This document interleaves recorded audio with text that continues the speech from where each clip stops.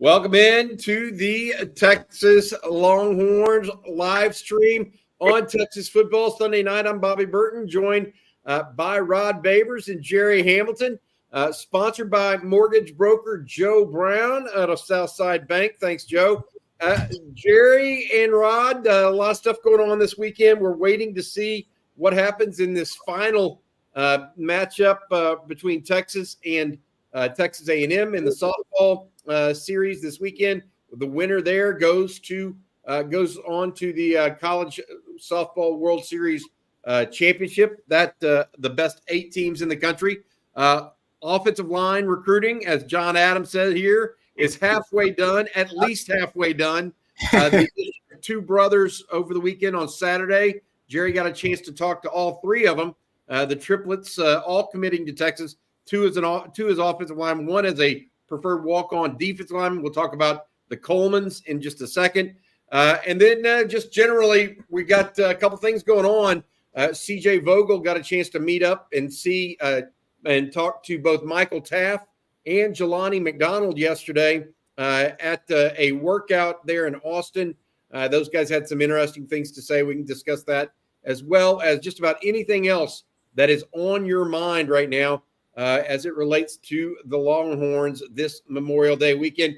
Jerry, I'll start with you because the commitments were the latest thing really big to happen. Longhorns picking up Isaiah, Devin, and Jordan.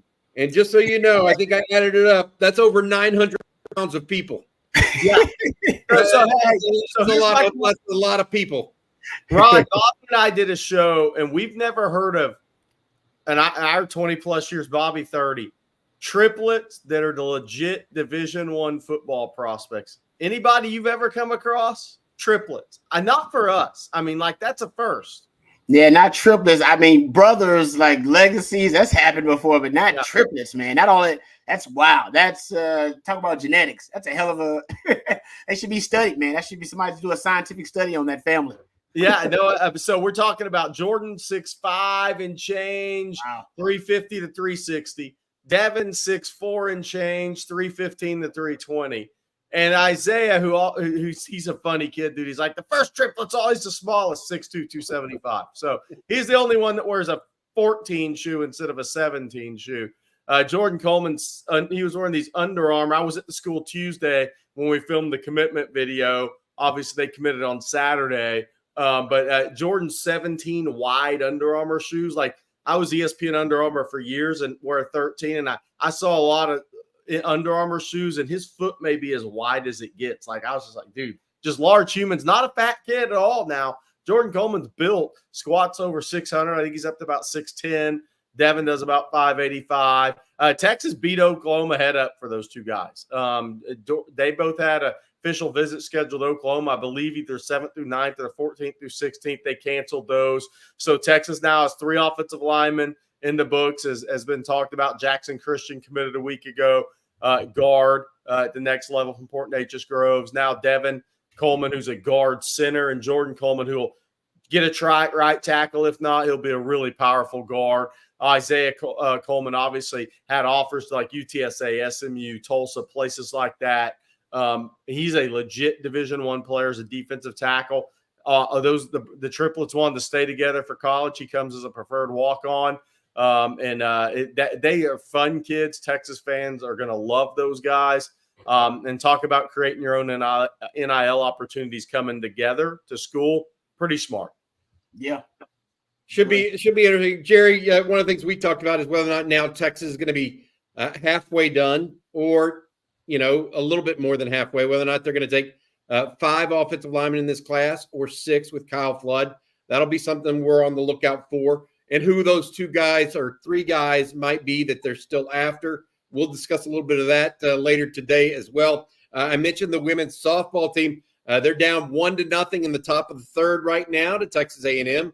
The Aggies threatening already in the 3rd inning as well. Although I do believe that the Longhorns just got a double play, which could quell that or quash that threat. But look, it's interesting because a lot of the talk over the weekend, Rod, has been the dominance of Texas sports in all sports across the board. I spoke with Brett Wilkinson, the doctor that does the Directors Cup updates. He said right now Texas definitely the favorite to win that again this year, but softball could play a role in that if the Longhorns don't beat A&M this weekend in particular.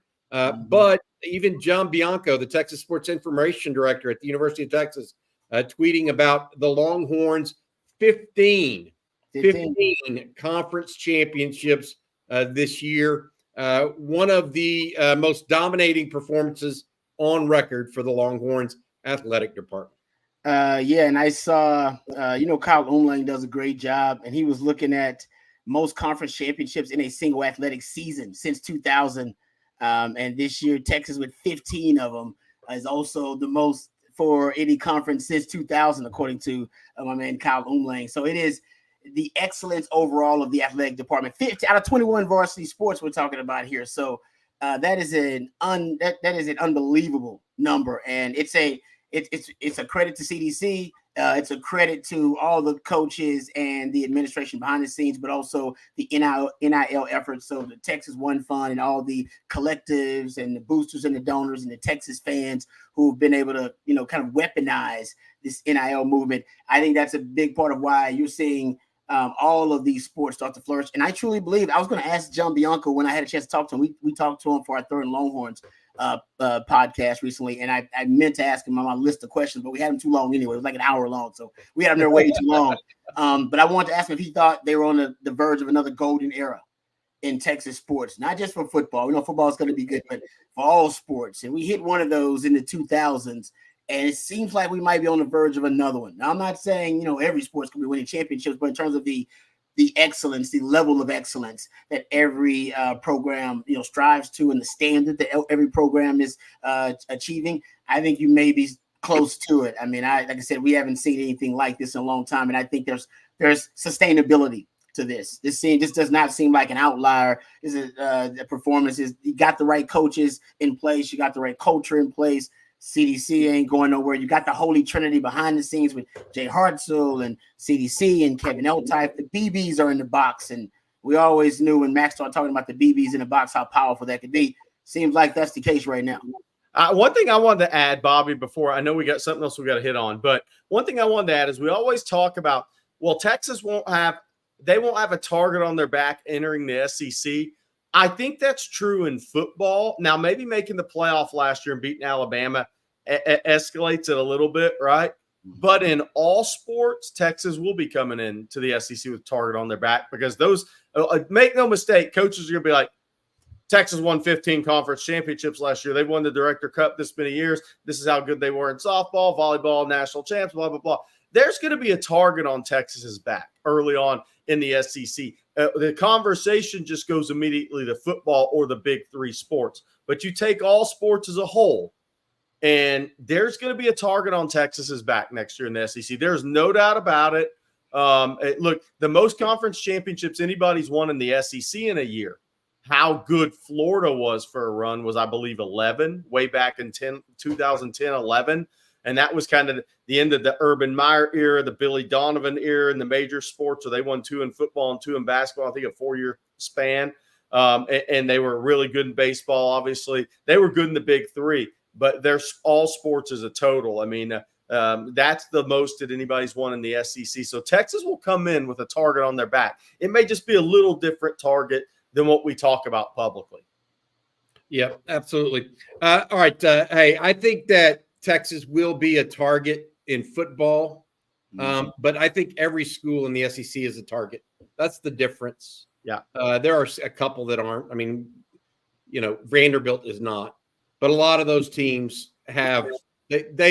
Florida comes in with it carries its own weight. Georgia carries its own weight. You know what I mean? If it's LSU, it just all depends. Yeah. My point being, I think a lot of big name football programs in that conference. As far as the other sports, I think that Texas is definitely going to have a mark on its back. Yeah. A target on its back. I don't think there's any doubt about that.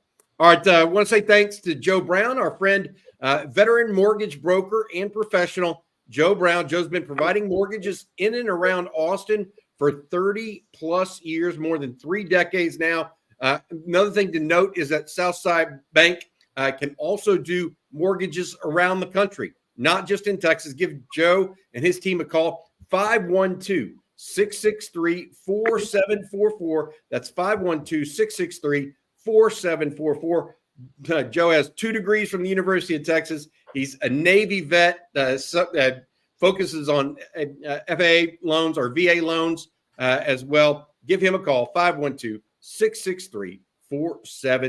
All right, let's get going and talk a little bit more about some things going on as far as the Longhorns are concerned. Let me ask you this one, guys. Patrick Roberts, Binda, Colin Simmons are possibly bringing one of the safeties down like they did with Overshone. This is that NASCAR package they were talking about, Rod, and we've talked about it before. What do you think the best package is for Texas, and to your knowledge, when it comes to going smaller on the defensive front to get after the passer? Yeah, I think when you have when you get up big in games, right? Texas was up 3 touchdowns, 21 points in several games last year. Now TCU, K-State allowed those teams to come back and make it a game.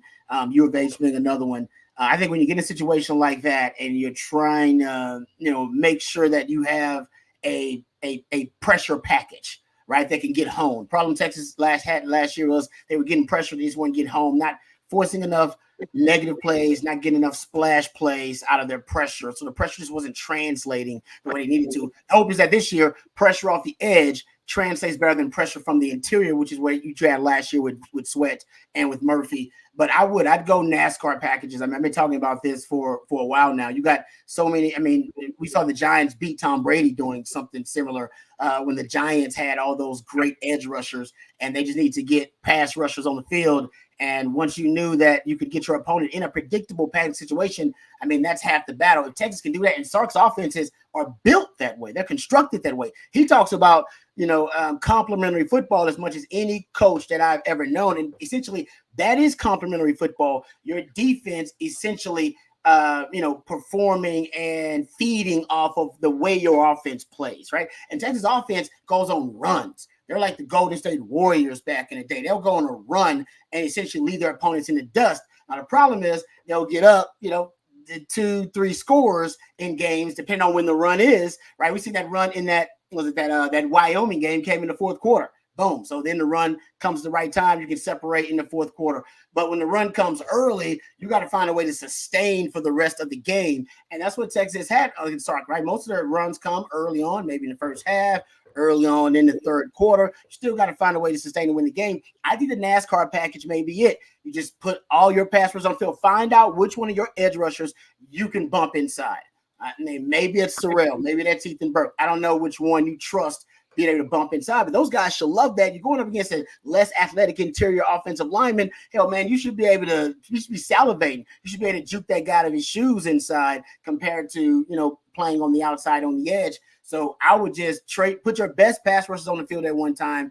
Try to figure out which one of your edge guys you can bump inside. In terms of the secondary, I don't know if you need to spend. I wouldn't try to worry about making too many hybrid sub packages for your secondary. I think you're good there. I think because Colin Simmons is a guy that can run. You got options there at the linebacker. Remember I talked about Maurice Blackwell being one of those, if you like situationally, hey, we know they're going to throw. We need a guy that's great in space. Maurice Blackwell's kind of that guy for you right there, along with, Colin Simmons on the edge. You can have him there, and you can move Anthony Hill around. You put Anthony Hill on the edge. Remember, Sark said he's our second best pass rusher. He said that last year when he was a true freshman. If you believe that in predictable pass situations, then put 2 linebackers in there like you trust, like Maurice Blackwell or maybe LaFau or maybe it's Binda, and then put him on the edge.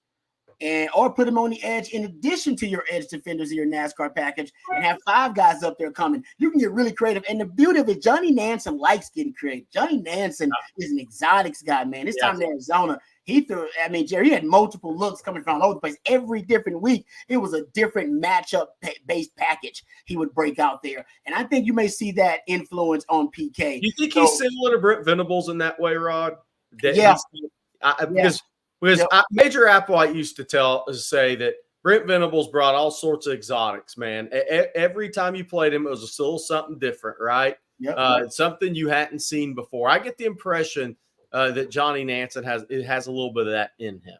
Yep. No, Belichick was famous for that, right? It's a Belichickian mode. Like each week, you may see something different based on the opponent. I think Sark's been championing versatility, talking about versatility of personnel, versatility of packages and schemes as well. It might be the perfect time to do, especially with Johnny Nansen there. And I think you've got some pieces now on your defense that you can move around the chessboard a little bit. So a lot of this will be dependent on if you trust the secondary too. And to me, if you don't trust the secondary, even more reason to throw the NASCAR package out there and get to the quarterback before they can expose it. Let me ask you this: don't they have more pieces to the puzzle to even contemplate that stuff right now? Well, that's what I mean by that. I mean, you could add, David Keith Williams. You could add Darian Gillette. What about Trey Moore? Mm-hmm. You talked about Anthony Hill, moving him down. You talk about Mo Blackwell, Colton Vasek. Forgot about Vasek. Yeah, he big. You have all these different guys that I think could be very interesting. Mm-hmm. I guess is the best way to put it. Right? One thing I was going to say in the chat, it's like I think there's a little discussion about Texas maybe having a lack of depth at linebacker. But here's what I'm going to say to that. Unless the coaching staff is 100% wrong, they don't believe that, or else they wouldn't have let Blackshire walk. That's true. So just one thing to think about with linebackers, unless Sark, Nansen, PK, unless they're all flat out wrong, they thought they were in a good enough position at linebacker to let Blackshire walk. Yeah, to me, that says they're pretty confident in what they saw this spring. After losing Burrell too, because Burrell left, so that was another one. Yeah. Doug Haywood is one of those that you were talking about that, and it's interesting. I'm worried linebacker depth. Doug said, got to have guys with size and athleticism, or else we're in trouble. Well, you add, not many teams have as much experience coming back as Texas. Anthony Hill started. David Benda's a part-time starter for 2 different years. Mo Blackwell has seen action. He's a 5th-year senior, I believe, or 4th-year senior at this point. So, you look at it, and I think that maybe I'm wrong, but my point on it is to what Jerry was saying is if they would have been truly worried, they could have been, they would have done something about it. There are linebackers in the portal too. Yeah, you want to sign linebackers in the portal. Leon Lafau, they clearly like a young man out of Hawaii. So there's a bunch of those pieces to the puzzle. Hey, I want to give y'all a score update. Lady Longhorns in softball just put up 2 in the bottom of the 3rd. Now take a early lead over Texas A&M 2-1. I think this is the first time Texas has had a lead in the first 4 innings of this series against Texas A&M. A&M has come out hot each and every week or each and every game. Texas now up 2-1 after scoring 2 here in the bottom of the 3rd. Texas is obviously the home team in the final game of this 3-game set here that determines who goes on to the Women's College World Series. A couple other comments and notes to maybe look at. People, I want to say this, a lot of bad weather across North Texas and into other parts of the country, but tornadoes. Look, guys, y'all stay safe. I don't know how else to say that other than I feel sorry for people when they have to go through that, man. That is just horrible, horrible stuff. Hope everybody is okay about that. There was a tornado, actually, I believe in the Dallas area, North Texas area, that knocked out our data center for On Texas Football this morning. Just to give you an idea. Yeah. The .com. That is serious stuff. No matter what way you look at it. Yep. I wanted to click on a recruiting question up here. So I just want to address this one. Texas going 3 for 3 on 5-star lineup. So here's the thing. I know that's a popular clickbait thing right now in our recruiting industry. I get it. The odds of it aren't that high. I mean, look, I talked to somebody Thursday, and they thought if 2 of the 3 committed, the other one would not. So I think the odds of that are still pretty low. I'm not 0, but certainly, look, I know it's the popular story and clickbait in the recruiting industry. I'm not going to go there. I've been doing this too long. It's not that it can't happen, not that there's zero probability, but the probability of it happening is lower than the clickbait is suggesting. I'll say that. Look, I agree with that, Jerry. I mean, we've been through this a number of times. Oh, they're going to get these guys, and this is the perfect world. It doesn't. Football recruiting doesn't exist in the perfect world. Yeah, you want it to, but it rarely works out that way. And I mean, look, just because they're rated 5 stars by one service or another, that doesn't mean it's necessarily how Texas sees it. You know what I mean? So, hey, Bobby, I want take that into consideration too. This brings up something I wanted to lead into, though.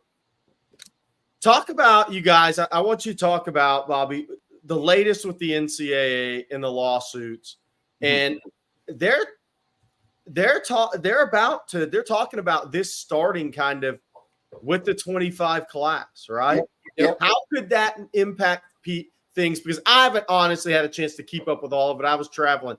So for the people that haven't on this chat, what is the latest, and how do you kind of see it all? Yeah, what happened on Friday is the NCAA and all of its members put forth a document that said, yes, we agree with this settlement. Now the settlement will go towards the courts, and the judge will decide whether or not the settlement is good. Part of the settlement is that players will be paid or can be paid via NIL between the $20 to $22 million range per team. Now, that's the entire roster, not just football, but all sports combined, is my understanding. Okay. Now, we believe the majority of that money would go towards the spectator sports, the true spectator sports, which in college are football and basketball, primarily football. However, it does not have any say about what will happen with Title IX or with existing NIL structure. They're going to try to wrangle it in a way that they're going to rein in existing NIL, and I just don't think you can do that. It's another example of, I think, the NCAA trying to put the genie back in the bottle, and I'm just not sure they're going to be able to do that. So that's where it's at. It's going to the courts now, Jerry. A judge will move on this first. From there is no telling how many different lawsuits. The interesting thing that you do mention, it will be active for the class of 2025, apparently. So this will all be part of 2025. They're also talking about no longer having a roster limit on number of scholarships. There's a number of different things they're looking at right now. So my question for you guys is this: you're pretty much going to have a set amount the players are making, right, Bobby? That's salary cap, basically. Yeah. Right. Yeah. Okay. So if you're Texas, to me, you're almost in a better position than you were before, because it's going to have to be, I call it real NIL outside of the whatever the kids are getting paid. That benefits your universities, and to me, in big cities that have a lot going on. Texas, Miami, USC, your university. Well, obviously Georgia with Atlanta, they're an hour and a half away, but your colleges that aren't in as big as cities, I just wonder if they're at a little bit of a disadvantage long term in this. It's a good thing for Texas. The other thing I'll say for people that are wanting all the 5 stars in a receiver class, that's the one thing that could help. Because the one thing I look at with all the 5-star receivers that everybody's talking about, if 2 of those guys commit to Texas, the plan could be one school throws the big Hail Mary NIL at the other one to get them knocked the count. That's the concern nowadays. It's easy to say, oh, these guys are going to go to Texas. The only class that in my years that came close to it was Alabama. Somebody asked if Sark had all those receivers. It's actually Nick Saban that had all those receivers. But the 2017 class had Henry Ruggs, Devontae Smith, and Jerry Jeudy. But here's the kicker with that class. Henry Ruggs wasn't highly ranked when he committed to Alabama. Now, he was a basketball guy that came into football late. So Bama didn't recruit, despite the rankings, how it ended, 3 of those guys top 35 in the country. Henry Ruggs, when he committed to Alabama, wasn't thought of like that. Jerry Jeudy was, Devontae Smith was. But that's the difference there is even Alabama didn't have 3 5-star receivers in May of their junior season that were ranked like that they got in the class. It's fun to talk about, easier said than done for sure. Yep, agreed. All right. Hey, Rod, this one's for you, buddy. Freelance. Hey. Good seeing you in the wild, Rod B. Nice chatting with you. Where were you at this weekend out on Memorial Day weekend, Rod? Oh, man. Freelance Society. Great meeting you, brother. It was great hanging out. I was over at South Austin Beer Gardens. One of my friends had a birthday party over there, and it was hot out there, too. It was during the middle of the day from like 2 to 6, so it was burning up. But I went out there. We brought baby girl out there and wifey out there, so we got a chance to meet some of the fans. So thank you very much, Dylan, man. It was great meeting you, hanging out. It was, like I said, we had a great time, and I will be following your work. By the way, I'm in Freelance Society. He's a journalist, so I know that. Yep. That the name actually fits. So Freelance Society is where you can go find his work. So thank you very much, Dylan. Appreciate the support, brother.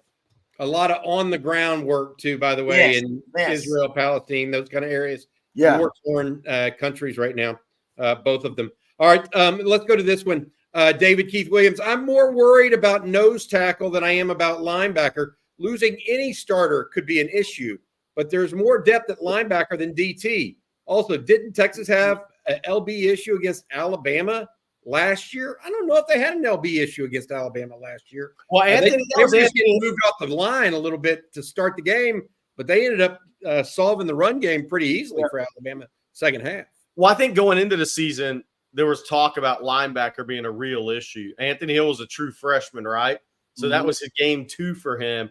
And that's when linebacker's not going to be an issue. But, you had Jalen Ford returning. Benda, you didn't really know what to expect, right? Maurice Blackwell, 15-pound lighter version of what he is now. But I thought going into last year, Rod, I don't know how you felt, but I thought depth at linebacker on defensively may have been the concern before Anthony Hill's emergence. I think you're right about that. And, Jalen Ford was such a stabilizing force with that group. So I think it was easier for a young Anthony Hill to come in. And that was some things he struggled with early on. I mean, he's a prodigy, but some of the run fits early on were inconsistent for him. David Bendez, we saw sometimes struggled in coverage, right? Getting to his assignment, getting to his marks in coverage and in zone. So I think both of those guys, I think there were things that they struggled with, but they got a lot better as the season went on. And that was not a liability in terms of the linebackers. If anything, situationally, maybe you could have put the linebackers in a bind in terms of some of the routes combinations you can run at them. But in terms of inside breaking routes that I always complained about, but I'm being nitpicky, man. I thought that group played really well last year. I thought it did too. What do y'all think about the up front guys, though? David Keith Williams says he's more concerned about the front, really the front 4, but I think he's really talking more and more about those interior defensive tackles. Do you think they did enough in the portal? Do we think they did? They added 3 guys. They did all they could, though, right? Bill Norton, and then obviously Jermaine Lole. Did they do enough? Jerry, did they do enough? That's the question. Yes or no? I think they did enough to compete, right? I mean, nobody has a perfect roster in college football anymore, not with the portal. Everybody, Georgia ranked number 1. I guarantee if you talk to Kirby Smart, there's something they're concerned about, or maybe not concerned, but okay, this is our one area, right? Ohio State, new offensive coordinator, Will Howard got to come through for them, right? I mean, everybody's got something. I do think Norton, Savea, and Lole to go with what they have is enough to compete. Are you perfect? Does Texas have a perfect roster? No. I think we've seen the end of perfect rosters in college football, though. I think there's some teams that are going to be very talented, but I think we've seen the end of perfect rosters for a while in college football. We'll see as this NIL stuff, as all this kind of transpires. I think one of the things with this NIL or this ruling with the NCAA or everything, I think it's going to slow down portal transfers a little bit in some ways. I think that's going to be interesting to see what happens with the portal, because the one thing that this is going to do is it cuts the trainers and agents at their knees a little bit. in a lot of regard. So I think the pulling guys into the portal, I think it's been interesting. But did Texas do enough? I think they did enough to compete, right? I mean, every team has to stay healthy. But yet you found experienced players. Alfred Collins is a 90 tackle guy in his career that's now in his contract year, right? These guys have a lot to play for. You need Aaron Bryant. You need Sadir Mitchell. You really need Jure Bledsoe. Alex January will keep getting better and better. But I think they did enough to go into Michigan and win the game. To line up against Georgia and not get trucked, right? I mean, that's not happening. They're going to be better on the edge. But does that mean teams won't have some success against Texas? No. But like I said, there's no perfect teams out there. So I think Texas did enough to compete at the highest level. Yeah. That's come out on it. No, I agree with that. I think Sark did all he could. I mean, they would have got more D tackles if they could have. But I think they exhausted as many possibilities as they could to bring in resources, reinforcements. I'll just say that I think Jerry hit the nail on the head, right? Nobody's got a perfect defense in college football. You're going to have strengths and weaknesses. It's on you as a coach to realize, all right, this is where we have strengths, weaknesses, allocate your resources accordingly.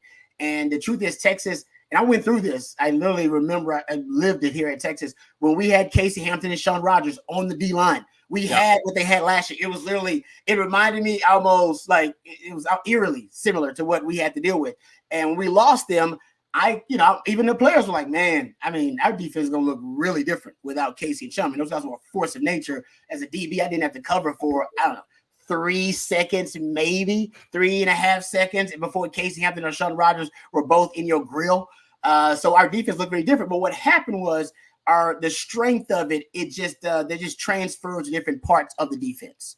All right, it just transferred. So we became an ed. We had guys like Corey Redding that we had recruited who came in, and then I was a part of that younger defense. And we had those Texas City boys at the linebacker position, and we had Jermaine Anderson at the end. So we were just a different style of defense, and we were no longer the guts of the defense was no longer the strength of it. We were still good there. We were all right there, but that wasn't the strength. The strength actually became the edges and became the kind of the back seven of the defense. As we lost those guys and then, add guys like Derek Johnson and you keep adding, NFL players in the back seven. So my hope is that will be the case here, is that these guys, that the strength of it will just transfer to the edges and to the line, to the back seven with the linebackers, hopefully to the secondary as well. And then as a coach and a defensive coordinator, it's easy to say, all right, you know what? I'm strong in other places of the defense. I can compensate for the lack of strength and the lack of, the formidable presence I have in the interior because of what I can do on the edges, because I can bring other guys down into the box, because my DBs can now match up one-on-one. I don't need to help them. I don't need the roll coverage. I don't need to keep an umbrella on the defense all the time with two high safeties. So I think hopefully the strength translates and transfers, and then he can allocate resources elsewhere. But but we're right. The secondary is still a liability. The secondary is indeed a liability, and they are exposed in coverage. And then also you don't have the strength. Think about it, guys. Texas led the country last year in yards per rush allowed against a light box. They played with a light box a lot last year, and they could because you had Tavondre Sweat and Byron Murphy who demanded a double team. So the numbers advantage would always end up in Texas' favor, or it would balance out. So they can play with a light box a lot. Now you ain't going to be able to play with a light box as much, or will you? Maybe I don't think you will. And if you can't, then you need to make sure that you bring another guy into the box to balance out the numbers. That's going to leave those DBs more on an island. You should, as a defensive coordinator, you should be able to trust those guys can hold up.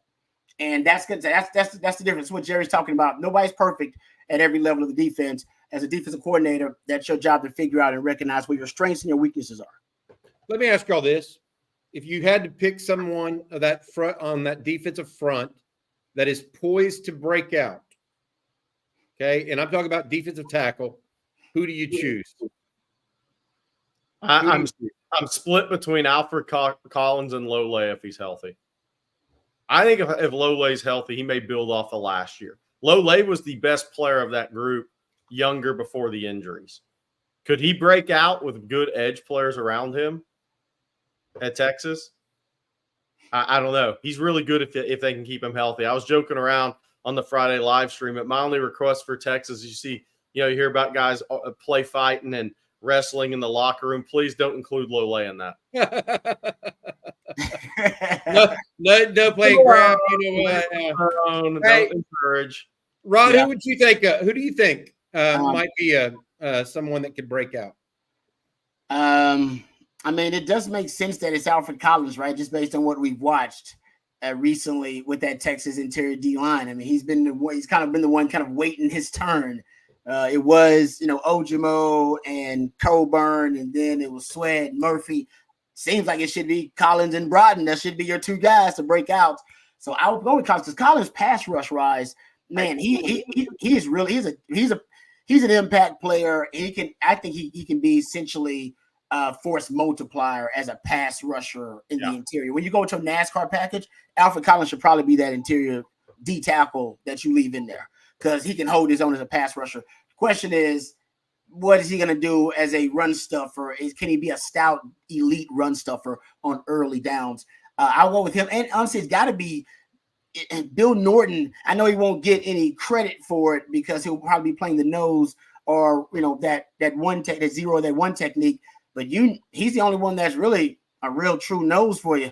You brought in a lot of guys that got a lot of experience, but a lot of experience playing that nose tackle. He's the only real guy that's got a ton of it. Guys can do it. I'm sure you can put guys there that are able to be capable playing that position. But there's one person that's his expertise, and that's Bill Norton. So I'm hoping it's him too. I'm hoping it's him or Alfred Collins. Those will be my two. I'm going to go, and this is the one I'm going to go with. Steven Schrader put up. Not only Bledsoe is poised to break out. That's the portion of that. That's the hope for me because he's the best athlete pound for pound in the program. My hope is that the light fully comes on and he becomes an NFL draft pick looking player. If he does, that changes everything. All right, you guys are listening to the Sunday night, live stream, Longhorn live stream here on Texas football. I'm Bobby Burton, joined by Rod Babers and Jerry Hamilton, sponsored by our friend Joe Brown at Southside Bank, veteran mortgage professional. We appreciate him. The Longhorn softball team is now up 2-1 in the top of the fifth. The Aggies are batting with one out right now, nobody on base. So the Longhorns now have clinging to a 2-1 lead in the top of the fifth over Texas A&M at this point. We're going to take some more questions. We're also going to talk a little bit more about the Coleman triplets and their pledge to the Longhorns. First, I'm going to ask Jerry Hamilton a couple of recruiting questions. Jerry, I was going to say it's time for our recruiting speed dating. All right, let's go through this. That's what I call it. All right, here we go. First one. Where does Texas stand with cornerback Dorian Brew out of Conroe? Right there for Dorian Brew. LSU obviously going to get an official visit. Ohio State. I know there's been some reports out that Ohio State's sliding with him, and I think Ohio State's in a tough spot to actually win out for him. But a father played at LSU. Corey Raymond's not going to go quietly on defensive backs. I think Texas is working from a good spot, but this one's going to be decided with the June official visits. I know some people say you could say that for everybody. Yeah, but there's definitely some guys that are heavy leans to Texas, which Texas just has to not lose those recruiting battles. I think Brew's more in the balance right now. Got it. And then this one from David Rawls is John Mills, the offensive lineman out of San Francisco, California, the next O-line commitment, or is he a silent too, LOL? Not a silent. Mills, he visits Washington this weekend, and that's a big one. I believe that's Texas's competition. He's already visited Nebraska and Cal. He's got Washington. Then he's got Florida the 7th through 9th before Texas, and that's his final official visit. He canceled USC despite his brother playing water polo there. Washington's where 4 or 5 family members have played college athletics at Washington. That's been the competition the whole way. At one point, it was Texas, Washington, Michigan. Then Harbaugh left. It's Texas or Washington. I think Texas has a nice lead. They just got to go close it out. Texas gets the last official visit. It's a good place to be. I don't think the number of offensive line commitments factor with John Mills. John Mills, high-level competitor. He's going to go where he wants to go. And I was going to bring this one up, Bobby. Gut feeling on Sark's preference or Diabell or Troy Hune. I think that's a great question. Here's what I say about that.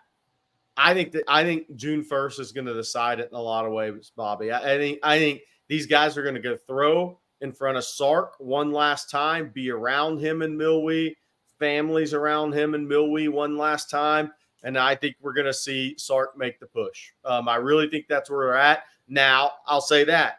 Does that mean in Sark's mind somebody might not be ahead? We'll see, because A.J. Millwee was at practice last week of Diabell and Troy Hoon. Obviously shoots videos when he's there, sends them off to Sark. So they took one last look in person at spring practice with those two guys in May.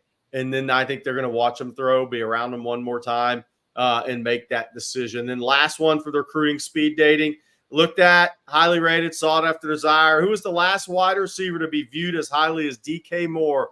Generational player, once in 10-year recruit. Bobby, you have an opinion on where DK Moore is? I know Rod has an opinion on what he likes about him. I have an opinion on DK.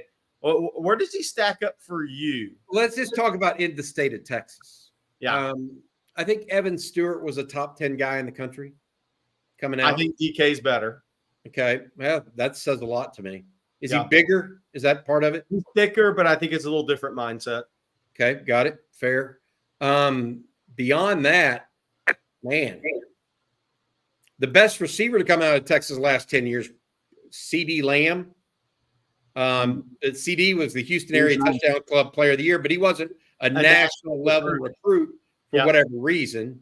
Mike Evans was not a highly recruited player. He's killing it in the NFL, former Aggie. The football I mean, I can't think of any that are in that kind of thoroughbred range with DK Moore. What do you think? Anybody for you or Rod? Rod compared him to Joey Galloway, which I went watch some young Joey Galloway. I thought that was very good by Rod, very astute. Well, it shouldn't surprise me, right? But that was very astute by Rod.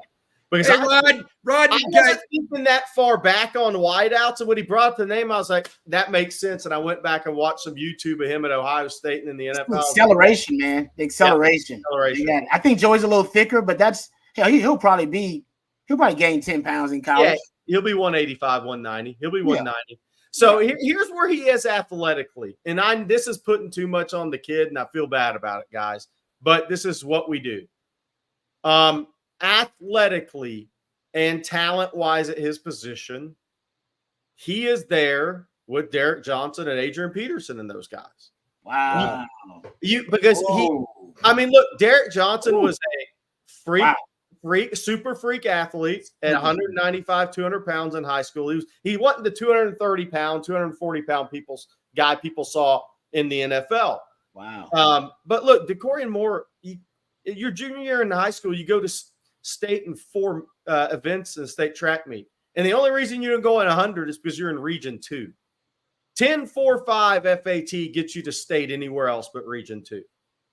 And that beat a lot of people at state, but you're in the wrong region. Then you put the play. Look who they play. Look who the competition is. They play in that district alone. We were talking about this with the Coleman triplets. I mean, you're sitting there playing in a district with 30, 40, 50, 60 future Division I players in it. He goes 71 for 1,500 yards as a junior. I mean, with 23 touchdowns. So it's like he puts it on the board in track. It translates from track to football. It translates from football to track. He puts up the numbers to go with it.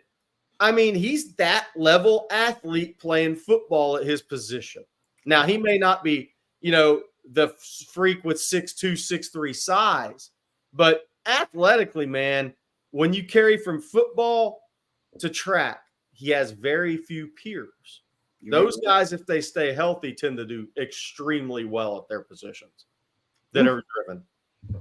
But Bobby, is Bobby's not shaking his head, so it's not way off. I like the Derek Johnson. You say he's like, man, Derek Johnson was such a freak athlete. That's high praise right there, man. I mean, that dude came in right. He ran like a 10-5 at linebacker coming in. Right. So here's the thing we miss nowadays. These guys don't run track their senior year because they're all early enrolling. Yeah. So right. DK Moore won't have a chance to put 10.25 or 10.3 on the board as a senior in long jump 25 feet. He's not going to be there. And I don't know. He's that level athlete to me, guys. And that doesn't mean he's going to have the Hall of Fame career those guys did, but that's what we're here to talk about. He's that level athlete. Yeah. All right. Got a couple more questions here coming. I would just say this. You're putting him in hallowed ground. Amen. There a little bit. I mean, I'm not saying you're wrong.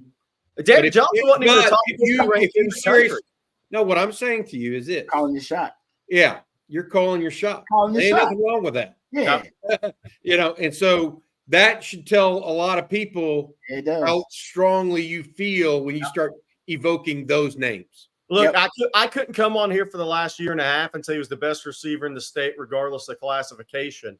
Last year, when all the talk was about, Micah Hudson and everybody else, and I'd come on here at every show and I'd say he's the best receiver in the state, regardless of classification. And I believed it then, and I think it was right. Doesn't mean he's going to have the best career ever. We'll see, but let's see what happens. Hey, Bob, I got a question for Rod here.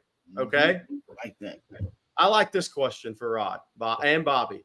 Savion Cole a better fit in PK's defense than Brooks, and why? Javion Cole from San Jose State. Yeah, that is a good question because I think Javion Cole is great playing off coverage, coverage off or zone. I think he's really good at being disciplined in his keys and with his eyes. Going from key to key, you can tell that, and that's why he's oftentimes in the right place, in a position to make the play on the ball. Triangulating the quarterback number 2 to the number 1 wide receiver, he does that really, really well. That's a really good observation. It seems, and now obviously we haven't seen Javion Cole in this defense, and I think the defense is going to change a little bit too.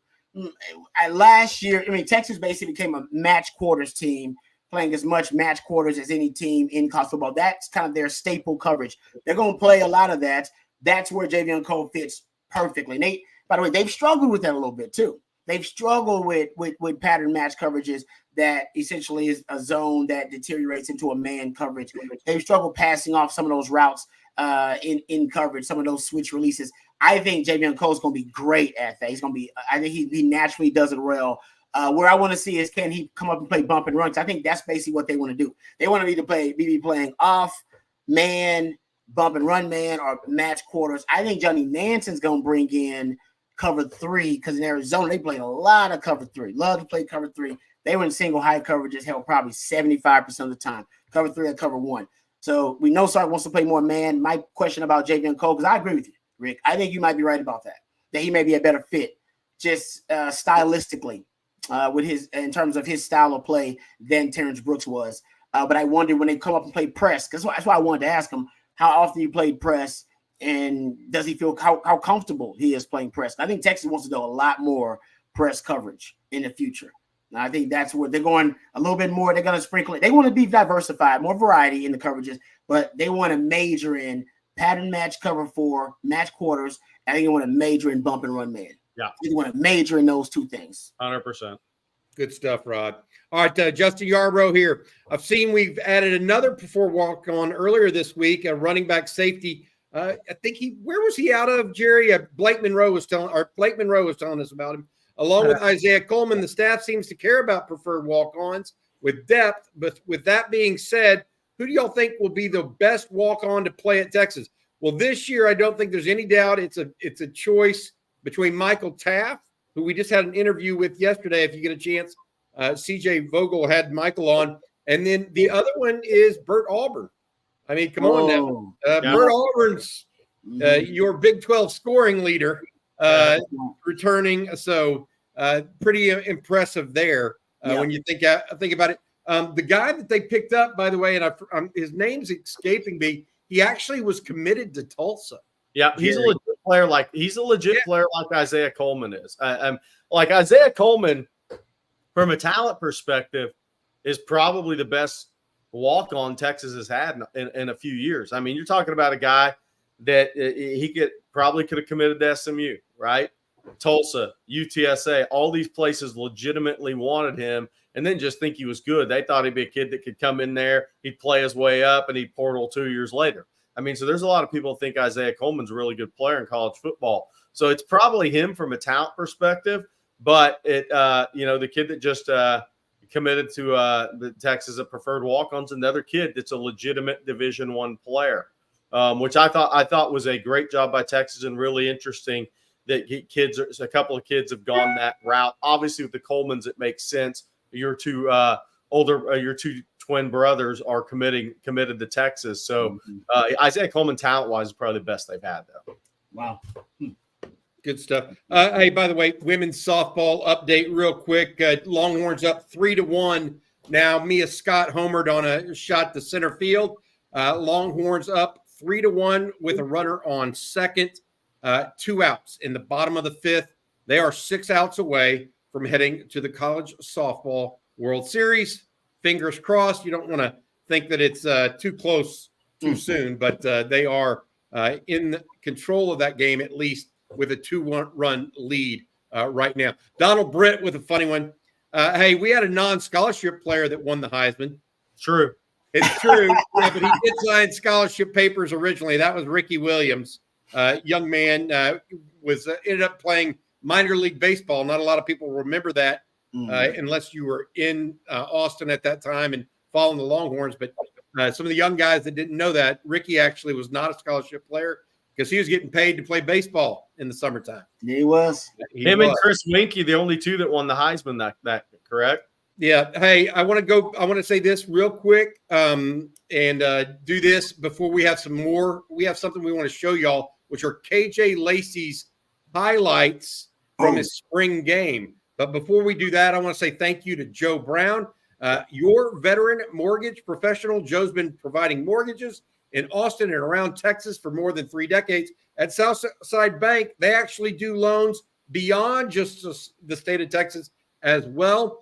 Joe's a proud Navy vet, focusing a lot of his work on veteran loans, as well as a devout Longhorn fan, where he was he earned 2 degrees from the University of Texas. He's also just an outstanding dude. If you ever get a chance to talk to Joe, you'll know what I mean. Give him a call, 512-663-4744. If you're looking for a mortgage, that's 512-663-4744. He's helped out hundreds of people through the years with get started on their very first home or their very last one. Doesn't matter. Joe's there for you, bud.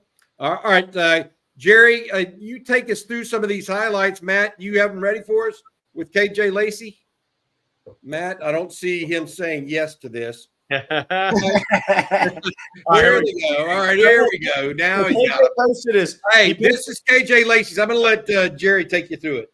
Yeah, so we talked about this. I think it was the Friday live stream. They lost all 5 offensive line starters last year at Saraland. So his senior year he's gonna have more playmaking opportunities like this on the move his senior year than he did as a junior, because that offensive line is young and inexperienced. So when college coaches came out and watched him in May, I think they saw a guy that was making more plays off schedule with his feet and was going to have to as a senior versus when they were recruiting him early on. And this is obviously without Ryan Williams. So I know the popular conversation is Keelan Russell, KJ Lacey, who's going to be there? What should Texas do? KJ Lacey obviously solidly committed to Texas. The dad was there. Auburn had 3 coaches on campus. There you can see, too, with him.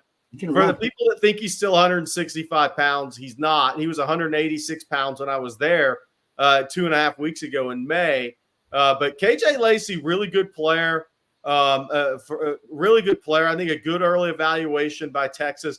And guys, this is the thing that is so dangerous to me in these conversations when a quarterback may be a little undersized. It's always the easier call is the guys who has the higher upside. How many colleges thought, even though where Bryce Young ended up being ranked, they wanted the bigger guy, the better athlete, the stronger arm, maybe in some cases, than Bryce Young. And a lot of those people were wrong. So that's why Sark gets paid $10 million a year now to make these calls. It's KJ Lacey's a talented quarterback. I think what happens too, when you commit early, sometimes you're a little bit forgotten about at times. And then the new shiny toys come on the market.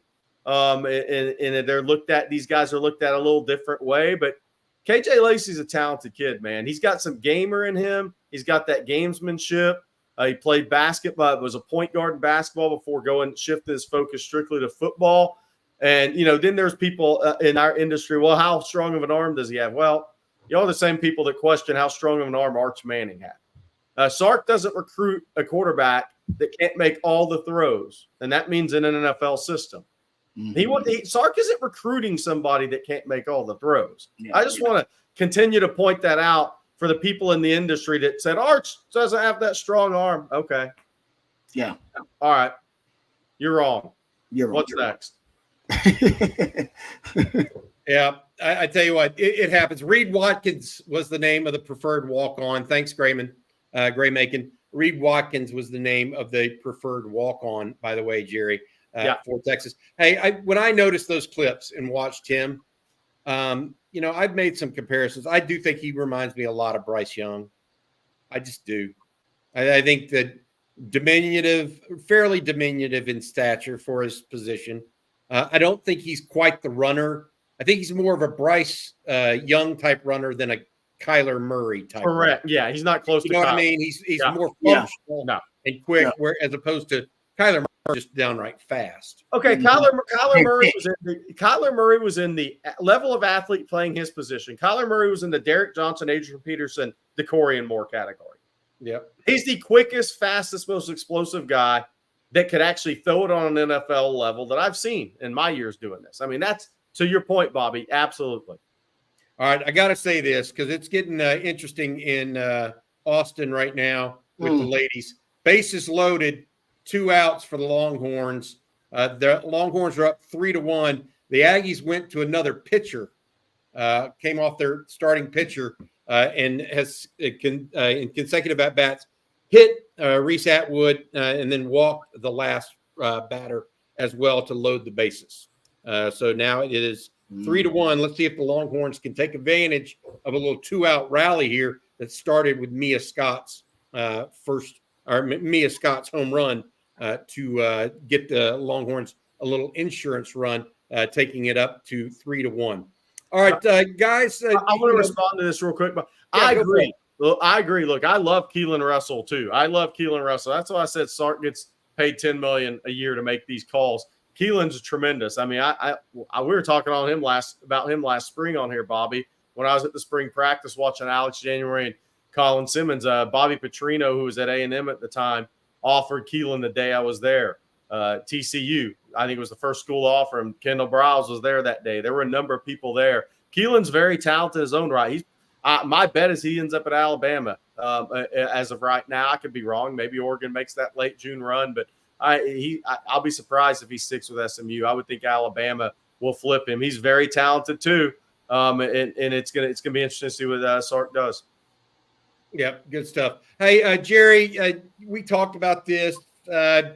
Some people have asked you, where is Texas sitting right now in recruiting with the commitments they got over the weekend from the Coleman brothers? Where does Texas now sit with the rest of this recruiting class for the Horns? I think they have tremendous momentum. Sark's going to play the long game. Look, so if there's 3-4 guys that move off timelines and want to commit, there were some guys with committable offers, and we talked about it. Probably offensive line guys, right? Once a domino falls, A&M had 3 commitments already as well. Those dominoes tend to fall a little earlier, and that's what happened with Texas in this class.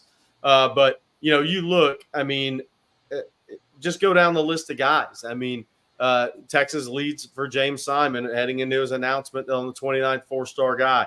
I think Texas is my favorite for DeCorian Moore. Ohio State and Oregon will give it big runs. Texas, I think, is my favorite there. I think Texas leads probably for Jamie French. I think Texas is right there for Khalil Lockett. I think Texas leads for Kelshawn Johnson. I mean, the tight ends, I think Texas will come away with 2 really good tight ends. Texas is right there for Fasusi. Right there with Nick Brooks, probably leads for John Mills, has a shot with Lamont Rogers. I mean, you just go down the list. D-line, LSU, probably Texas for Zion Williams. Brandon Brown's probably is a Texas commitment with A&M and LSU chasing.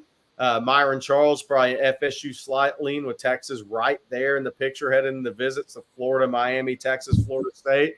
Kevin Wynn, we'll see on that. Edge position, I think, looks really good in recruiting. Lance Jackson may end up a 5-star committed.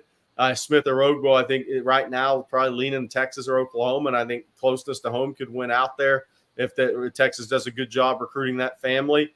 Hayden Lowe, wild card, but Texas wants him. He's really talented. He's coming in to visit. Linebacker, I mean, you got a tremendous one. Barnes committed. Pettijohn's probably a Texas lean right now. Texas hits on one of these 2 California guys plus Pettijohn. That's as good a linebacker class as Texas had in a long time. It would be better than the 5-man linebacker class a couple of years ago, just from a rankings perspective. A top prospects DB. I have to see how that plays out. I think Texas or LSU for Cade Phillips. I think Texas is right there with a legit shot for Dorian Brew. I think Texas, Miami for Aiden Anding. Caleb Chester. A&M got Adonis Curry, by the way, over the weekend. A huge commitment for them. They're going to do really well in defensive recruiting under Mike Elko. For those counting A&M out, they're going to play really good defense and get good players. But what does that do with Caleb Chester? Does that certainly push him to Texas? A&M has multiple corners committed now. So I think Texas is in a good spot for a lot of guys, and they're going to have their 4th straight top 5 level class. Does that mean it's going to be ranked 3, 4, 5, 6, or 7? We have to see how it all plays out because that's number of commitments and how do rankings of these prospects change. But my opinion is Texas will come away with 3 5-star guys and have a top 5 level class for a 4th straight year. Good stuff. Good stuff, Jerry. All right, that's going to probably do it. Longhorns going into the top of the 6th now, still up 3-1. Still up 3-1 over the Aggies. The winners of this game, the Texas Longhorns or the Aggies, go on to the College Softball World Series, hoping for that to happen. Let's see what else happens along the way here. We've got more news coming up tomorrow morning. We'll have more recruiting news. CJ Vogel will be in with me, or be in for me tomorrow morning. I'm actually headed to Destin for the SEC spring meetings tomorrow morning. I leave early. Hopefully we get a chance to talk with Commissioner Greg Sankey tomorrow afternoon. Maybe I can have something for Rod's winning drive tomorrow afternoon. So we'll call that a night tonight. Thanks for everybody watching. Root on the Lady Longhorns today, and let's beat the Aggies. For Jerry Hamilton and Rod Babers, thank you also to Joe Brown, our veteran mortgage professional over at Southside Bank. I'm Bobby Burton. Hook 'em. Hook 'em.